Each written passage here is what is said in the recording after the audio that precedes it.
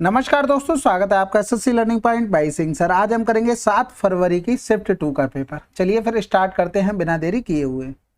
जब एक Bluetooth earphone की कीमत में 12% की वृद्धि की जाती है तो इसकी बिक्री ब्लूटूथ ईयरफोन की संख्या 20% कम हो जाती है। इसकी राजस्व पे पड़ने वाला शुद्ध प्रतिशत लाभ। देखो ये प्रोडक्ट वाला सवाल है भाई। देखो बिक्री और जैसे कीमत में जो वृद्धि कम ज्यादा हो रही बिक्री में, यानी कि कितने लोग खरीदने आ रहे नहीं आ रहे, दोनों से इससे एक दूसरे पे फर्क पड़ता है ना। तो ये प्रोडक्ट वाले सवाल होते हैं, इनको डायरेक्ट करो। 12 की वृद्धि 20 की कमी प्लस माइनस माइनस को हो जाएगा 12 गुणे 20/100। ठीक है, इन दोनों में डिफरेंस 8 का हो गया, यानी कि माइनस का 8 हो गया। यहाँ से कट गया तो 0 से 0, 12 दूनी 24 मतलब 2.4 हो गया, यानी कि 10.4 माइनस का आया, इसका मतलब कमी। अगला सवाल, एक अलमीरा इतने में खरीदी और इतने के परिवहन पर खर्च किया, 20% का लाभ प्राप्त करने के लिए किस कीमत पर बेचा जाना चाहिए। तो टोटल खर्चा कितना कर दिया, 6 5 2 7 हो गया 1500, यानी कि 20% का प्रॉफिट चाहिए, मतलब 120, यानी कि गुणा करके लिख दो। 0 हो गया, 12 छंग 72 की 2 हो गया, यहाँ से लगा 7, 12 सत्ते 84, 84 और 7 हो जाएगा 61, सॉरी 91, यहाँ से लगा 9 हो गया, 12 पंजे 60 और 9 69 हो गया ये, और 12 एकम 12 और 12 6 18, जिसमें लिखा होगा 18 9 1 2 आंसर। अब 80% लिखने की जरूरत नहीं है, डायरेक्ट आपको लिखना था बस। अगला सवाल, दिए गए व्यंजन को सॉल्व करना। बढ़िया सवाल है एकदम। इसको साइन चेंज कर देंगे तो 9 गुणे 3 5/3 हो जाएगा, यानी कि 3 3 9 हो गया, यहाँ से करेंगे तो 15 आ गया। इसको सॉल्व करेंगे तो 5 3 15, इधर भी बना लो, 4 3 12, 12 और 3 15 हो गया, 15 से 15 1 हो गया, यानी कि प्लस में 25 हो गया। यहाँ से करेंगे 3 3 9, 3 दूनी 6 हो गया। इनको जोड़ेंगे तो कितना हो गया 40, 40 से 6 कम 34। अगला सवाल, चेन्नई में एक आईपीएल मैच का टिकट 2500 रुपए था। एक टिकट की कीमत कम की गई तो टिकटों की बिक्री में 50% की वृद्धि हुई, लेकिन राजस्व में 15% की कमी देखी गई। टिकट की घटी हुई कीमत क्या थी। अब यहाँ से देखो देखो, पहले मान लो कि 2500 तुम्हारे पास टिकटें थी, मतलब इतने रुपए की टिकट थी। हम मानते हैं कि 100 टिकटें बिकती थी। अब क्या हुआ, 50% की टिकट में वृद्धि होगी तो हमने 150 कर लिया, लेकिन ये बिक कितने की रही थी, एक्स की। अब यहां से देखो 15% की कमी हुई राजस्व में, पहले इतना था अब इतना हो गया, यानी कि राजस्व कितना हो गया, 100 से 15 कम कर देंगे 85 हो गया। ये 0 से 0 हो गया, 25 छक्का 150 हो गया, यानी कि एक्स बराबर आ गया 8500/6 हो गया। यहाँ से करेंगे 6 एकम 6 हो गया, बचा कितना 2 6 चौक 24 हो गया, बचा 1 हो गया, 6 एकम 6 हो गया। फिर से कितना बचा, आंसर तो लगा सकते हैं ना, खत्म हो गई बात। ठीक है, अगला सवाल करते हैं। एक दुकानदार फलों का उपहार पैकेट बेच रहा है, जिसमें वह सेब और आम मिलाकर दे रहा है। पैकेट में 100 रुपए प्रति केजी की औसत दर से 12 केजी फल हैं। पैकेट में 90 रुपए प्रति केजी 8 केजी सेब हैं, जबकि x रुपए प्रति केजी की दर से 4 केजी आम है। तो x का मान ज्ञात कीजिए। नोट, पैकिंग के लिए अन्य सभी शुल्क पर ध्यान नहीं दिया जाना। तो देखो यहाँ से सिंपल 100 रुपए था सबका, भाई सबका मूल्य यहाँ पर लिखा हुआ है, ये एवरेज वाला। ठीक है, इधर 90 था और इधर कितना था 4 केजी के, इसका हमें निकालना था। इनका हमें रेशियो पता था कि 8 और 4, यानी कि ये 4 दूनी 8 हो गया और 4 एकम 4 हो गया। इनका डिफरेंस कितना आया 10, 1 बराबर 10 हो गया तो 2 बराबर 20 हो गया।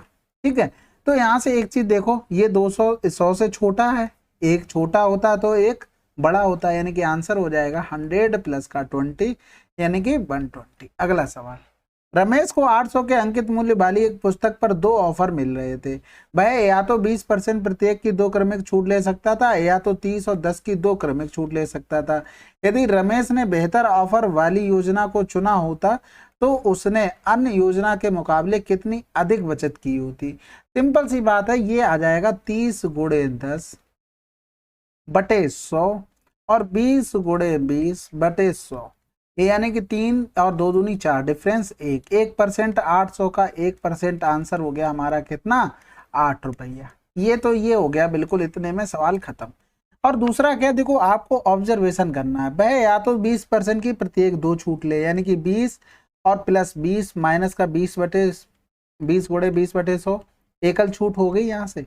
या तो वो ले ले 30 और 10 की 2, यानी कि 20 प्लस 30 माइनस का 30 गुणे 10/100। ठीक है, अब यहां से इनको माइनस करेंगे, मॉड लगा लो, क्योंकि इससे फर्क नहीं पड़ना कौन सा बड़ा छोटा आ रहा है। रीजन क्या है कि हमें बड़े से ही छोटा घटाना जिस हिसाब से दिया गया है। ठीक है, अब यहाँ से देखो अगर हम इनको घटाते तो ये माइनस ये प्लस का हो जाता, तो ये तो कैंसिल आउट हो गए। तो यहाँ से देखो कितना डिफरेंस आ रहा, ये तो 0 से 0 काट दो, इधर 4 बना इधर 3 बना, डिफरेंस 1 का आ रहा। तो वो कितने की बचत करता, 800 के 1% की, बात खत्म। 1920 में बेची गई किसी वस्तु पर अर्जित लाभ का परसेंटेज 1280 में बेची गई जाने वाली हानि प्रतिशत के बराबर है। 25% का लाभ। देखो कभी भी ये कह दे, ये वाली लाइन देख लो, अगर बराबर कह दे दोनों को जोड़ो, 2 का भाग करो, तुम्हारा प्रिंसिपल आ जाएगा।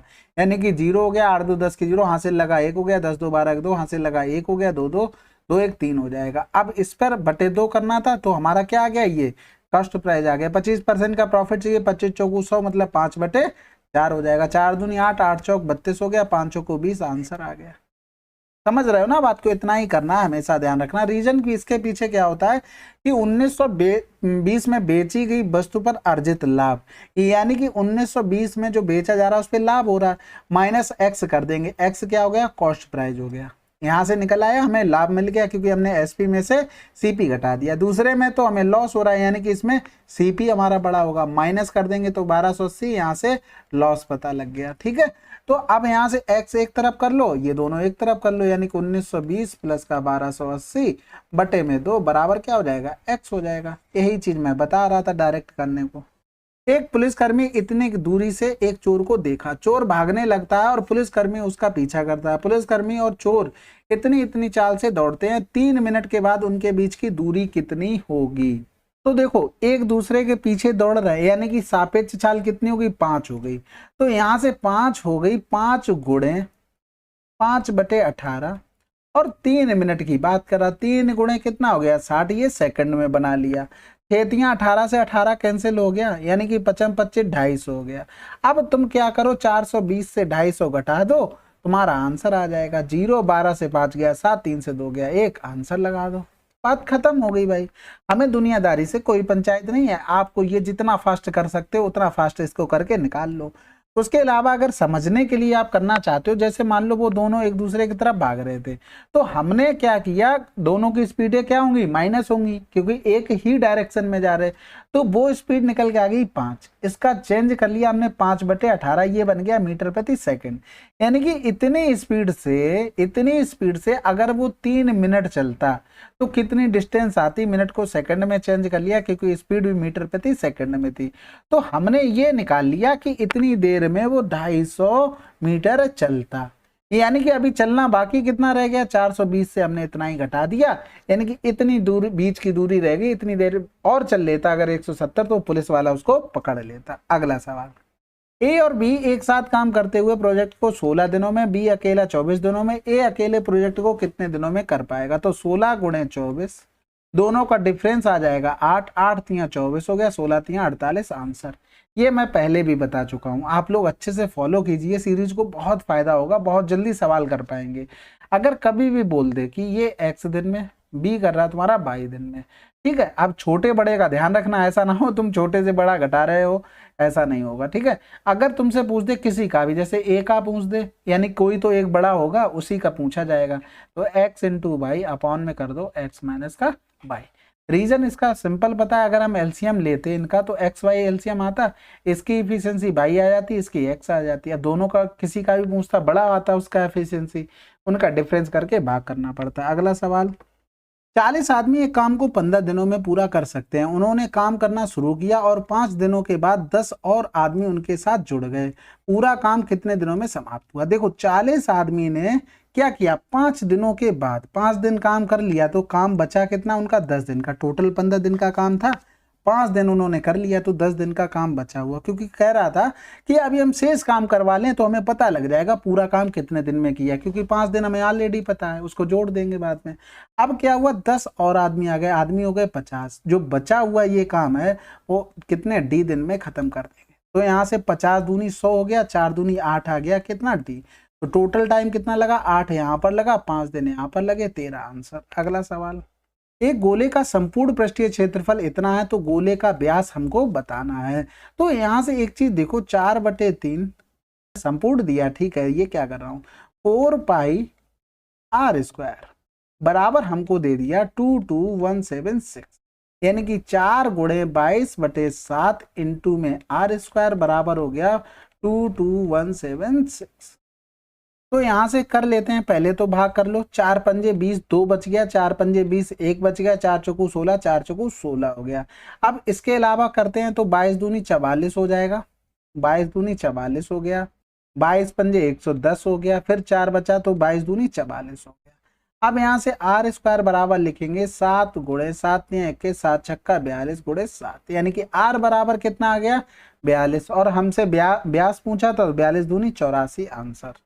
अब ये देख लो, ये सवाल है भैया, एक इलेक्ट्रॉनिक दुकान किसी भी इलेक्ट्रॉनिक उपकरण की खरीद पर 20% की छूट दे रही है जिसकी कीमत 80,000 या उससे अधिक है।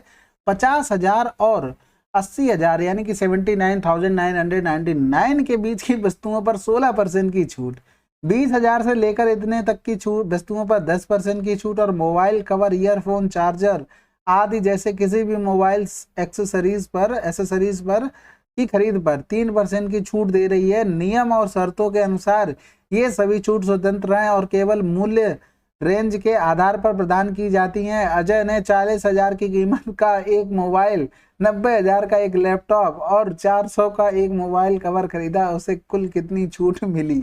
आप समझ लो भाई। तो देखो 90,000 था, 90,000 पर हमें छूट कितनी मिली? 20% मिली। ऐसे पढ़ दिया पूरा जैसे आला पढ़ रहे हो, किताब नहीं पढ़वाई जाती छोटे भी क्लासों में, उसी तरीके से इंग्लिश वाले मास्टर साहब पढ़ाते थे, बहुत मारते थे पीछे से डंडा लेके यार। ठीक है, एक लैपटॉप क्या कह रहा था, 90,000 का एक लैपटॉप, 400 का एक मोबाइल कवर, तो 3% इसका निकाल लो। मोबाइल कवर खरीदा भाई, नया फोन लाया होगा, एकदम खुश होगा। 9 दूनी 18 हो गया, 18 में कितने जीरो आ जाएंगे? 3, 1 2 3। ठीक है, और फिर कुछ रह गया क्या? अच्छा ये और रह गया, 40,000 वाला और रह गया। ठीक है, तो देखो आंसर अगर हमें लगाना होता तो ये 2 ऑप्शन में हम लगाते कब? जब हम जल्दबाजी में होते। ये भी सब चीजें काम में आती हैं। 2 ऑप्शन में तो आप हमेशा खेल सकते हैं, लेकिन 4 में नहीं।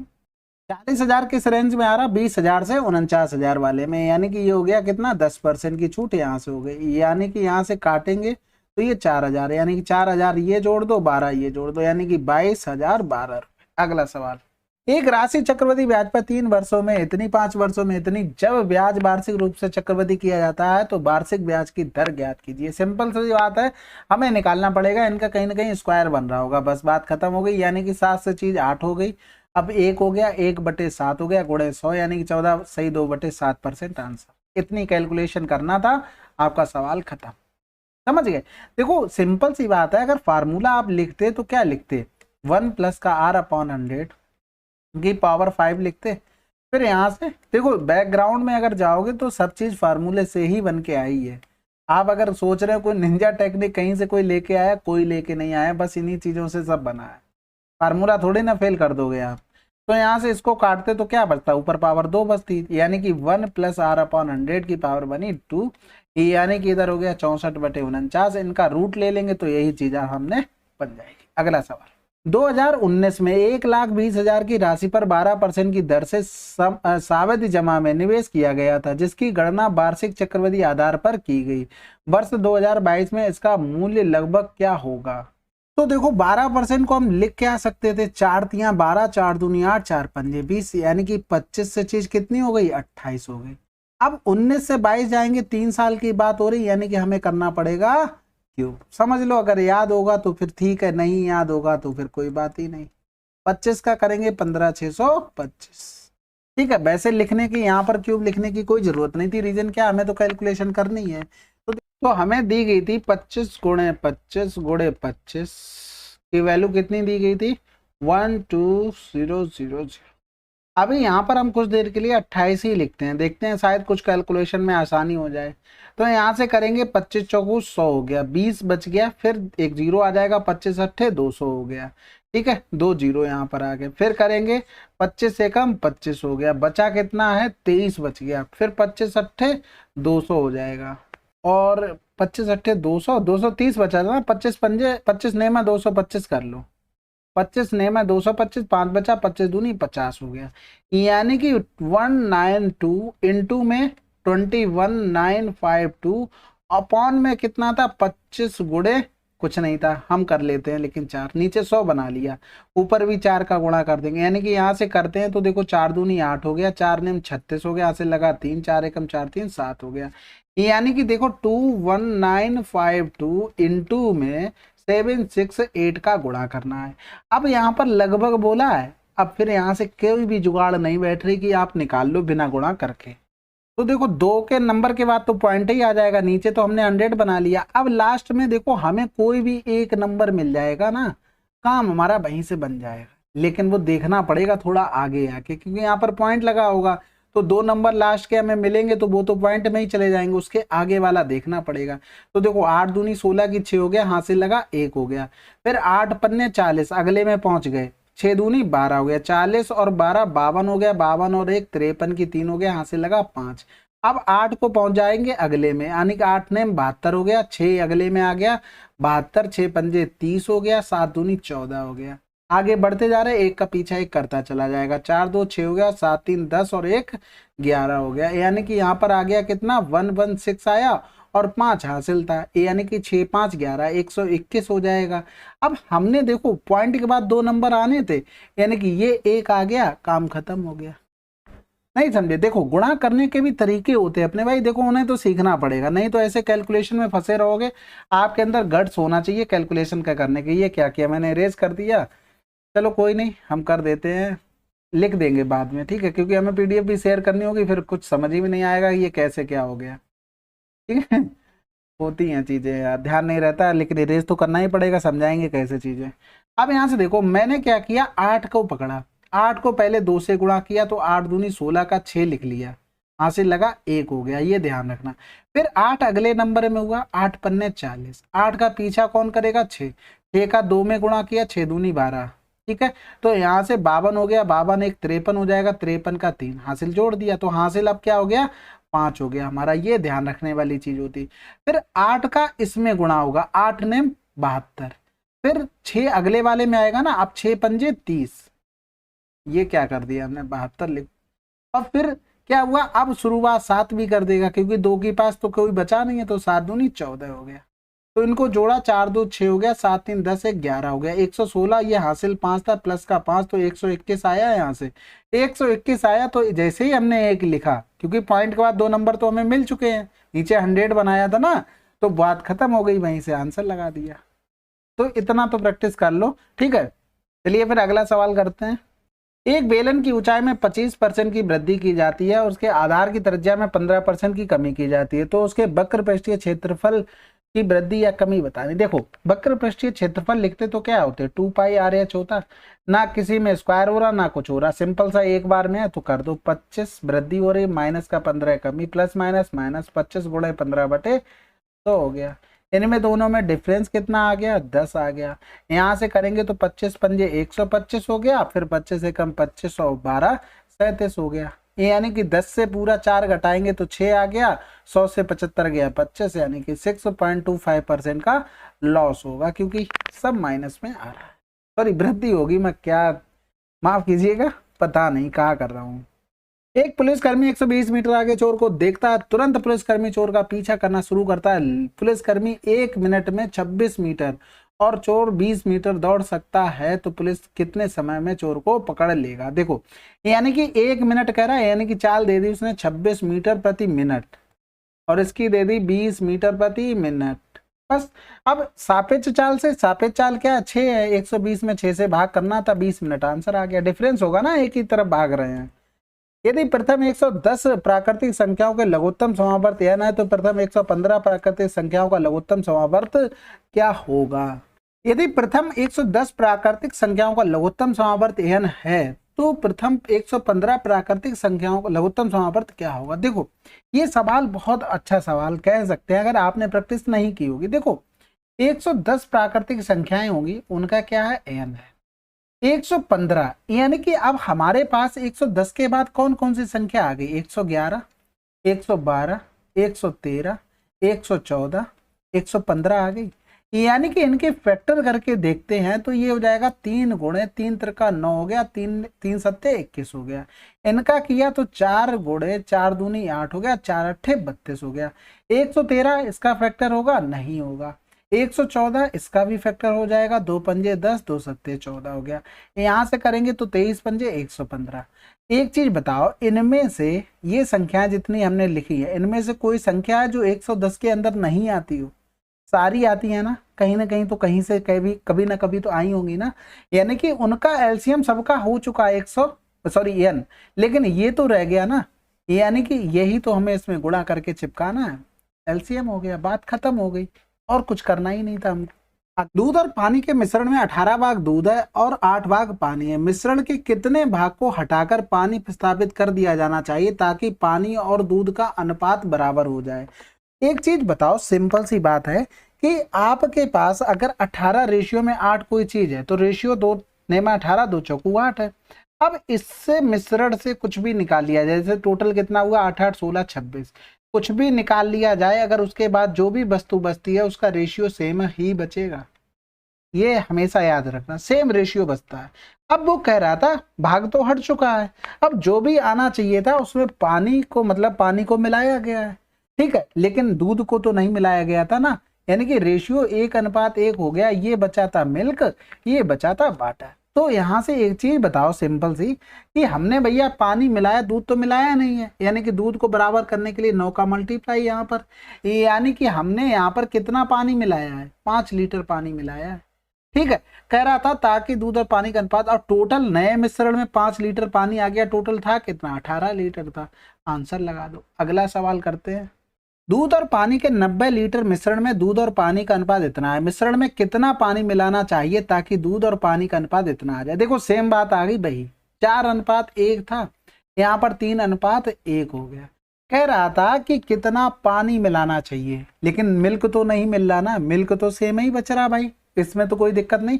तो हमें दोनों जगह बराबर करने के लिए हमें क्या करना पड़ेगा? यहाँ पर 3 का गुणा पूरे में और यहाँ पर 4 का, यानी कि नया रेशियो बन गया 12 और 3, 4 3 12 और 4, यही तो बना। अब इसमें देखो कितना पानी मिलाया? 1 लीटर, यानी कि अगर इसकी क्वांटिटी देखें तो 12 और 3 15, यहाँ पर दो क्वांटिटी निकालनी थी, नहीं तो उसके उसी तरीके से होता तो आ गया होता 15 छक्का 90, 1 लीटर पानी मिलाया गया था। आंसर। अगला सवाल। 12 पुरुष 60 मीटर लंबी दीवार को निर्माण 5 दिनों में कर सकते हैं, 24 पुरुष 2 दिन में इस दीवार की कितनी लंबाई का निर्माण कर सकते हैं? तो 12 दूनी 24 हो गया, 2 आ गया, यानी कि 12 पंजे 60 48 आंसर, ठीक है। देखो सिंपल सी बात है, आपने फार्मूला पढ़ा होगा m1 d1 into t1 upon हो गया w, ठीक है, फिर m2 d2 t2 अपॉन हो गया w2। अब यहाँ से देखो 12 पुरुष थे, 5 दिन काम कर रहे थे, टाइम हमें मिल गया, डे मिल गए, टाइम नहीं है तो टाइम को हटा दो यहाँ से। वर्क क्या था? 60 मीटर लंबी दीवार, m2 24 गुणे 2, और यहाँ पर ये निकालना था, यानी कि x मान लो यहाँ से। तो 12 दूनी 24 की हमने यहाँ से कर लिया था 12, 12 चौक 48 आंसर। अगला सवाल। चलिए फिर 7 फरवरी की शिफ्ट 2 आपकी कंप्लीट हो गई है, ठीक है, अच्छे से पढ़ते रहिए। देखो